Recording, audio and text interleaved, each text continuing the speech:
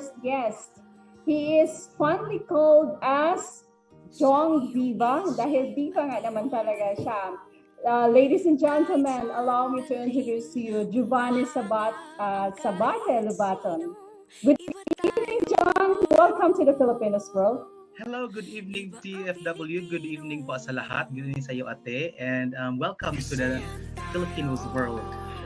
Ang galing naman ng boses, nakaka-proud. John, saan mo hinuhugot yung boses mo na parang you're a total performer talaga? Ano po, siguro it's a passion. Parang gusto ko mag-perform, gusto ko magpasaya ng tao. So parang kusa lang siyang lalabas. Hindi ko nga po na-appreciate yung sarili ko na maganda. Marunong ako kumanta. Basta lang kasama ko yung pagkanta sa pagiging comedy, tapos yung mga ginagawang mga events. So kasama na rin yung package siya. Okay. John, para sa kaalaman ng ating mga manonood, taga-subaybay ng The Filipinos World, no? Can you tell us a bit of your background? Kasi I know you're not really a singer by profession. Yes. Pero may iba kang trabaho dyan sa New Zealand. Yes po, ako po ay nagtrabaho sa logistics. So, I am a logistics coordinator in one of the particular company here in New Zealand. So, napakalayo pero yung yung background ko as logistics, galing siya sa nagtrabaho ako before as a sailor. So, nagtrabaho ako sa Marlow Navigation before, and then dumaan din pagdating ko dito sa New Zealand, dumaan ako sa iba't ibang mga facilities sa iba't ibang trabaho. So, until such nakakuha ako ng work as a logistics coordinator sa isang company. And then hindi ako singer. Ako po ay isang nag-host, nag-MC ako ng mga event, and then at the same time, nagsushow ako, kasama ko si Miss LJ Bantayan, ang India, of course, and then meron kaming gusto ko yung mga, hindi ako marunong sa yung parang serious, gusto ko yung may mga may katatawanan, may kwela, yun yung gusto ko, puro siya mga comedy stuff. But mga kababayan, mga ka-TFWs, siguro that's just part of knowing who Jong is. Pero sa mga malalapit or sa mga kaibigan ni Jong, ang haba din ng pinagdaanan niya bilang isang migrant worker dyan sa New Zealand. Yes. Jong, ikwento mo nga sa amin na there was a moment in your life na nagtinda ka ng mga kakanin para mag-survive sa New Zealand. Yes, of course. Dumaan po ako sa isang nang pagpunta ko dito sa New Zealand, everyone is looking for a greener pasture in New Zealand. Kaya tayo nag-abroad kasi nga gusto nating makita ang ating kasaganaan, makatulong sa ating pamilya. But merong isang pangyayari sa buhay ko noon na muntik ko na kinamatay. And then muntik ko na siyang, it was very tough, ang hirap, but yun ang kagandahan kasi natututo akong magtiwala sa Panginoon, and then nahihiya ako before kung ano yung gagawin ko dahilan sa kahirapan at kailangan kong bumangon. Nagtinda po ako ng kakanin. So sa lahat ng gusto ng kakanin, tumawag lang kay Jong Diva. So okay, nagtinda ako ng mga kakanin. Meron po ako, maliit lang po na niraran na business. Ito po ay Pinoy Pika-Pika. Tapos, nung pagtitinda ko po ng kakanin, habang nagtitinda ako ng mga binangkal at kutsinta, nakita ko po si Miss LJ Bantayan na kumakanta sa banda at nagkikita kami dalawa, nag-uusap. Yun pala, mas matindi, meron kaming mga experiences. And then, ito nga po, yung kagandahan sa pagtitinda ng kakanin, kasama ng comedy, para nagiging package at nagiging daan para makita ko ang aking passion to entertain people, and then na meron pala akong kakayahang magpatawa ng tao. Hindi naman lahat na appreciate ng tao na tumawa, but meron akong guts na tumayo doon sa stage, humawak ng mikropono at tingnan ang lahat ng mga tao, at ang dahilan ng aking pagharap sa mga tao, because dahilan sa mga pinagdanaanan ko sa buhay na minsan ko na siyang sinupuan, pero pinaglaban ko kasi nandito din naman ako sa ibang bansa, di ba? Kayanin na natin, i-carry na natin ang laban na ito. And for that, Jong, because you wanted also to empower the talents of Filipinos in New Zealand, you put up the Geo Talents Production, right? Yes. Nag-create ako ng Geo Talents Production po dahil sa kadahilanan po na gusto ko din na i-involve ang lahat ng mga talents sa New Zealand. Gusto kong particularly here in Christchurch. So meron akong gustong gawin na gusto kong ma-involve, gusto kong magiging spark sa lahat ng mga talents dito na oh guys, wag kayong ganyan kasi nga this is not just ito ako. So ganito din ako. So you have the chance to show up your talents, yung ganun po. Kaya nag-create ako ng Due Talents Production and until now we're still working and we're having some shows in the future as well. Yes. And because of that, mga ka-TFW, nakilala nga ni Jong ang isang magandang babae, magaling at saka very total performer sa in person of Ludel Joy Bantayan, taga Malaybalay, Bukidnon to siya, kababayan ko. So kung si Jong ang isang diva, meron siyang pilya. Kaya meron silang show na tinatawag na ang diva at ang pilya. Ladies and gentlemen, si LJ Pilya, Ludel Joy Bantayan. Good afternoon, LJ. Welcome to the Filipinos World. Maayong hapon. Good afternoon po. Magandang gabi sa taga New Zealand, magandang hapon sa taga Pilipinas, at magandang umaga yata sa KSA ngayon, di ba? So magandang umaga, gabi, hapon sa lahat ng Pilipino sa buong panig ng mundo. Charot. LJ, if I may call you, LJ or Pilya? Pilya na lang. Pilya na lang po. Okay, but I'd rather call you LJ. LJ, alam ko, ang karanasan mo nung pumunta ka sa New Zealand, hindi rin madali. Marami ka rin naranasan ng mga hirap. Would you want to share a bit of how you landed in New Zealand and why New Zealand in particular? Yes po. So, bata pa lang po ako nagpe-perform na ako. Mahilig na ako mag-perform sa school, sa mga barangay. Pag may yung tawag dito alam niyo naman po sa atin sa Bukidnon, maraming piyesta, malayo yung mga piyesta. So kung nasaan yung piyesta, nandoon ako, hihingi lang ako, sabi ko, sige kakanta ako habang hindi pa nag-i-start yung program niyo, kakanta ako, okay na sa akin yung 500 pesos. Kakantahin ako. 3 oras niyo akong pakantahin, walang problema.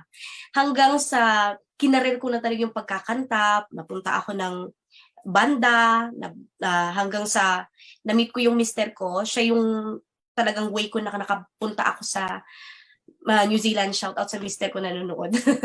Ngayon, Siglan Taroa. So, pumunta po siya dito bilang carpenter, as a builder. Tapos, dahil sa role ng New Zealand na pwedeng kunin yung partner nila, so nakuha niya ako as partnership work visa. So nandito po ako sa tulong ng mister ko. And then, ayan po, nagtatrabaho po ako. Kung kahit anong trabaho, pwedeng mapasukan. Pinapasok ko na lang po yan. Anyways, so ngayon po, kararating ko lang galing Pilipinas last June. O this year kasi na-stuck ako sa COVID. At saka, muntik na rin akong sumuko doon kasi nagkaroon ako ng problema, nagka-anxiety ako, nagkaroon ako ng heart enlargement. Kaya feeling ko doon na ako mamamatay. Tapos, nung binigyan ako ng pagkakataon na bumalik dito sa New Zealand, tinodo ko na. Kaya ayan, opo. Kami ni Jong, I saw him nagtitinda lang siya kasi ng kutsinta dati, ng puto, ng ganyan. And then may nagkaibigan ako na nagsabi sa akin na, uy, yung kaibigan ko, eto kilalanin mo si Jong, siya yung marunong daw siyang kumanta, pero sabi ni Jong, nagdodoble cara ako pero nahihiya pa ako sa mga ganyang comedy. Sabi ko, tanggalin mo na yung hiya na yan, hindi tayo kakapera dyan. Gawa tayo ng atin. So, ang ganda lang kasi gusto ko talaga, nagsimula ako dito bilang singer sa banda. Tapos, dahil nakita ko si Jong, sabi ko, ay ipagpatuloy ko na lang yung comedy ko dito sa New Zealand. Kasi mayroon na akong nakitang partners in crime. Ayan, sa ni Jong, sabi ko, huwag kang mahiya. Don't think about others, think about what you love to do. And sabi ko nga, those who matters and those who matters don't mind. Yung parang ganun Jessie J. Alright. Thank you for that, LJ. Jong, so established na ngayon ang diva at ang pilya. Paano nyo napapa-prove or how are you able to prove to the Filipino community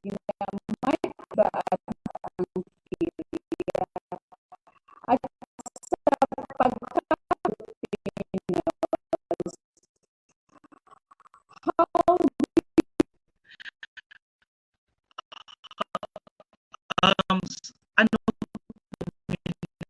event, actually hindi kami nagpa-practice. Alam na namin ng gagawin namin. So yung lahat ng mga shows namin, alam namin kung saan kami papasok. But anyway, we still have to know our lines kasi minsan nagkabanggaan kami. But still, yung ano kasi, ewan ko kapag nakahawak kami ng mikropono and then maraming tao, doon lumalabas ng ibang pagkatao namin. And then at that time, even kahit sa mga small palabas, yung ano namin, yung kakayahan namin sa pagpatawa, sa kakayahan na ano, yun yung pinanghahawakan namin dahil yung ginagawa na much as we could na masalin namin ang gawang ganito dahilan sa realize na to build a self-confidence doon sa sarili nila na meron silang kakayahan dahil hindi ako singer. Kumakanta ako tapos sabi ko nga ito doon yung lahat ng mga magic gems sa mga ano na yan, sa mga mixer na yan para lalabas ang aking tunay na kaluluwang kagandahan at ang aking boses. Yun ang mga ginagawa ko, but nagpapasalamat talaga ako kay LJ din kasi nga pagka nagka-tandem kaming dalawa, maganda yung nagiging outcome. And then yun na nga po, although hindi namin lahat ma-please ang mga gustong mag-involve sa amin kasi nga it's quite tedious. It needed a commitment. It needed something na ang lahat please andito kayo. But kailangan kasi kailangan talaga na ipakita mo din sa tao na kung passion mo ito, then you have to show them that ito talaga yung gusto mo mangyari para sa mga Filipino. And I'm so happy na kahit gano'n na patuloy ka rin kami sa aming mga ginagawang goal. And of course, we do not know what will become in the future, but we're hoping na merong mga pagkakataon, merong mga chances, may makarinig, may makaano na merong kaming talento at kaya namin gawin na kung ano yung thank you for that. Curious ako, dahil you also work full-time as a migrant worker, yes, and living with your family, paano nyo, how do you meet up kung meron kayong mga shows? So do you leave from work, work leave or something, and you are not paid for that? And do you do this as stand-up comedians and performers, pastime or part-time, or do you get any benefit out of it? Maybe LJ can answer that. Yes po, at the moment po si Jong, nung pagbalik ko dito dati may full-time ako na job din dito sa New Zealand. Tapos nung pag-uwi ko, si Jong nagpatuloy ng Jong Diva Production, doon na nagsimula yung GU Talents. Habang nasa Pilipinas ako, sabi niya, partner, pumunta ka na rito, we need you. Tapos pagdating ko, may full-time job si Jong, ako naman, masyado pa akong concentrate sa sobrang excited ko na mag-show dito, bumalik sa New Zealand para mag-show. Yung kumuha muna ako ng part-time jobs na lagi akong out sa trabaho. So finokus ko muna yung sarili ko for the past few months sa mga shows namin na naplanado na namin habang nasa Pilipinas pa lang ako. Tapos pagdating nung na nakita namin na settle na, tsaka kasi ang mister ko na-assign siya dito sa Wellington, at while Jong is in Christchurch, I have to move back and forth from Christchurch to Wellington. Pag may show kami, pupunta ako ng Christchurch, tapos babalik na naman ako ng Wellington. But lately, may ang shows namin is medyo malayo-layo pa naman. So nandito na muna ako sa Wellington. Kumuha ako ng full-time job. Na-apply ako ng manager sa TAC at swerte naman, nakuha ako. At the moment, sinabi ko naman sa kanila na ayoko maging manager kasi may mga may gig ako. Hindi mo pwedeng alisin ng ang pilya kay LJ. Dapat rarampa talaga ako nagrarampa. Mabuti naman po yung yung yung manager na mas head sa akin. Sabi niya, that's okay. Just tell us your shows when it will be, and mga 2 weeks before the show, pinayagan naman nila ako na mag-leave, mag-day off sa mga times na may shows kami ni Jong. Kaya maganda para sa akin, masaya ako dahil nakakapag-concentrate ako sa trabaho na I'm doing a full-time job, a 40 hours job, at the same time nabibigay pa rin namin ng kaligayahan yung sarili namin through performing to other people and making other people laugh. Kasi alam niyo naman po, ang mga Pilipino, sa kahit saang lupalop ng daigdig, masayahin tayo, and we're looking for someone to entertain us. Yes po. Maraming salamat. Mga kababayan, hindi madali ang maging isang OFW or migrant worker. Naghahanap ka ng a community. And of course, you also wanted to express where happiness would lie within, not only to you as a person, but also to people that you relate with. Kaya ang pagiging diva at pilya ni Jong Diva at ni LJ Pilya ay isang blessing para sa mga Filipinos natin, Filipino community na nasa New Zealand. There you have it, Giovanni Lobaton as Jong Diva, and Liudel Joy Bantayan as LJ Pilya. Thank you so much. Mga ka-TFWs, you have also... Pero ngayong November 19, magkakaroon po lang kami ng parang gala night lang. A thankful event lang that ipapasalamatan lang namin ang lahat ng sumuporta sa amin from the very first show that we had. We invited all the talents. Yung iba, medyo hindi makakapunta raw, pero we're hoping na makakagather kami ng more people there just to, magti-tribute lang kami, magpapasalamat sa lahat ng mga naitulong nila sa amin sa simula pa namin bilang Jumongski at LJ Morena, tapos naging Diva at ang Pilya na, tapos hanggang naging Jong Diva at Pilyang Baboy. Tapos dahil sumeksi ako, parang ayoko na maging baboy. So naging LJ Pilya na, kinumbine ko na lang yung dalawa kong screen name. So this coming November 19 po, we would like to just thanks everyone who supported us in our journey as a Diva at ang Pilya. Tapos sa mga shows natin, Jong, wala kang boses. Kaya. Narinig yun na? Okay, cool. Okay. Meron kaming upcoming show po under sa FMG Motors. So it's ang Diva at ang Pilya, a taste of a Filipino comedy. Hopefully po, mag-advert na po kami. That will be on that February, hopefully next year, 2023. And of course, we have another show po sa Auckland under the Leyte Solidarity Foundation. So magkakaroon din po kami ng ang Diva at ang Pilya. So makakasama natin ang mga Filipinos dyan sa Auckland, New Zealand.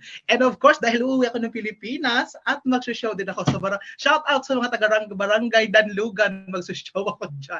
So, hopefully makakasama si LJ. Sana po sasama siya dahil... Ayoko muna. No thanks. So, no thanks. Hopefully, that will be on March 2023 sa Jong Diva show sa doon naman sa Pilipinas. Sa Danlugan City. Alright, hopefully to see you soon also. Alright. Yes. Thank you so much. And I would like to plug, para po sa mahilig kumain at medyo may karamdaman na, ito ang para sa inyo, Danghasu water. And it's for diabetes water. Maganda talaga siya, magandang epekto para sa katawan. So if you wanna be good, feel good, and feel light, Danghasu water is for you.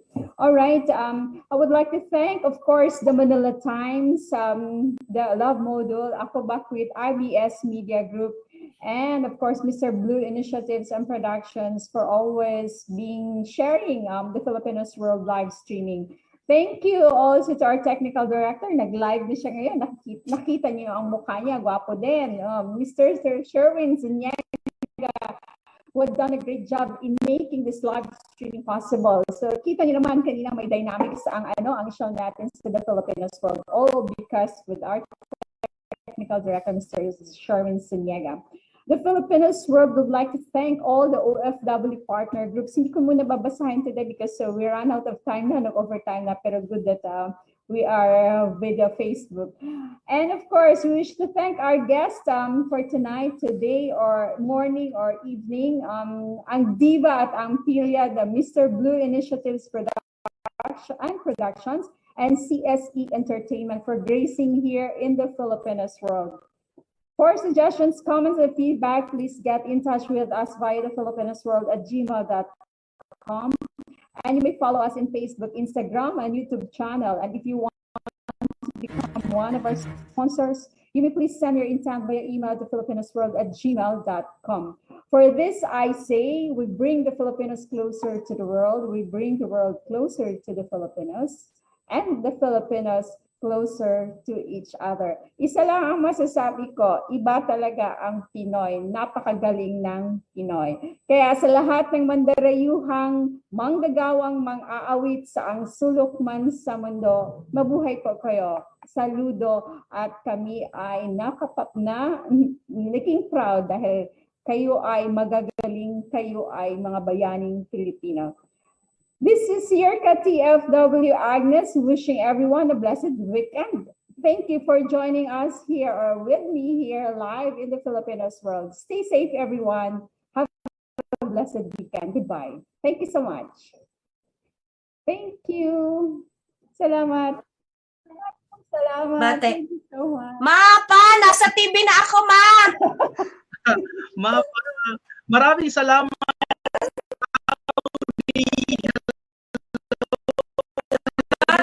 Mga kapatid ko, sa mga anak ko, si Trang Sigon, si Smile, sa mister ko, pinsan, uncle, mga relatives ko. Nice to meet you guys. Thank you so much sa Sa time. mga followers at bashers namin. Thank you. Yora. Bye-bye. Usap tayo, what's this? Yes, ate. Yeah, LJ, thank you. Nice meeting you. Salamat, Saudi. Hello, Saudi. MBI.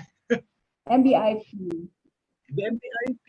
NBIP, ginawa mo namang National Bureau of Investigation. MBIP. Sorry. Bye, guys. Welcome po kayo sa New Zealand. Welcome po kayo dito. Oo, pupunta rin kami dyan. Songs together with MBIP and ang Pilya at ang Diva. Hindi kaya. Kaya ba? Pwede. Pwede naman. Pwede.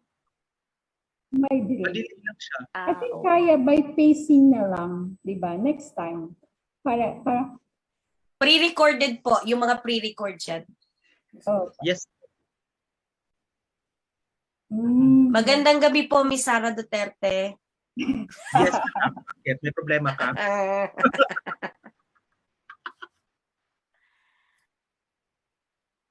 Bye. Good night. Good night, New Zealand. And good morning. Mga Pilipino. Thank you, Ate Na- Agnes. Bye. May gabi da sa inyo mga Ilonggo, marhay nagabanggi sa mga Bicolano. Magandang gabi sa mga Tagalog, maayong gabi is mga Bisaya. Alright. Konnichiwa minasan! Mga Japanese. Annyeonghaseyo! Assalamualaikum. I'm so proud nakita ko kayo mga taga Saudi Arabia. Masayang po. masaya po. Hindi tayo mai-invite dyan, Jong, kasi masyadong baka pagdating pa lang natin, pugutan na tayo ng mga ulo sa pinagagawa natin sa sarili natin. Don't be worry, under tayo sa MBIP production. Ano ka ba? Okay? Oo. Yes, po. I would Yes. love to. Yes. Sure. Yeah, should have a collaboration. Are we on the credits or exit? Baka hindi pa.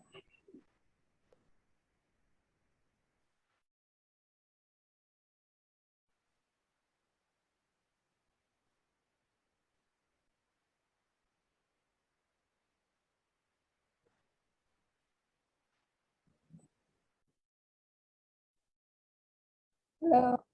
Geo Talents! Hello, magandang gabi sa lahat ng mga Geo Talents. Geo Talents Production. Hello. Hindi pa tayo naka-exit sa credit. Naka-offline. Sorry. Naka-live pa ang mga tao. Gusto ko yung live. This is how Filipinos behind the scene. Nakikita pa tayo. So you can greet your friends, families, ayan So, Ay, nakikita ko. Hello sa aking mga mama. Thank you so much, Delison, sa Mama. aking buhok. Thank you so much myself sa makeup. Delison, thank you sa hair. And of course, sa Thank aking you, mga Save pamilya Mart, sa sa hair. Dugan, of course. Kita Kids dyan. Hi, Macda. Love you. Hello, Han. Kita Hi, mo naman ang Trunks ganda Don. ng ibon. Smile. I love you. okay, I think taga-South. Thank you Mama, so much. Papa. Oh, thank you. Jan, Kuy Kuy. Buboy. Yara. Good night. Chantel. Goodbye. Yana. Bye. Jadi. Yon.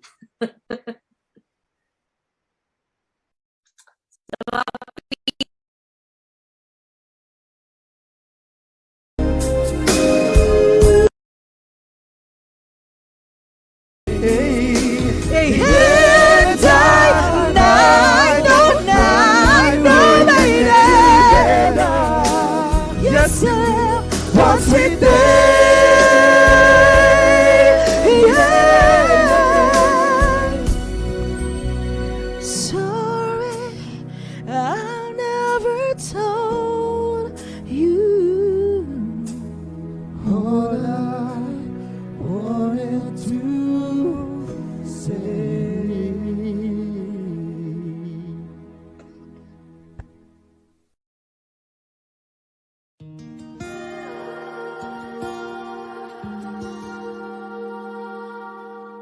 Sa iyong isip at iyong galing, kahit saan dalhin, humahanga ang kahit sino.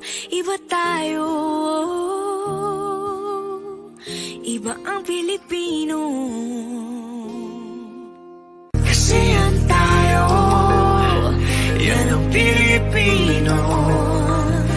Magkakabilib talaga, lahing mapanlikha. Lakas tibay, galing mo, sa puso mo'y dumadaloy. Iba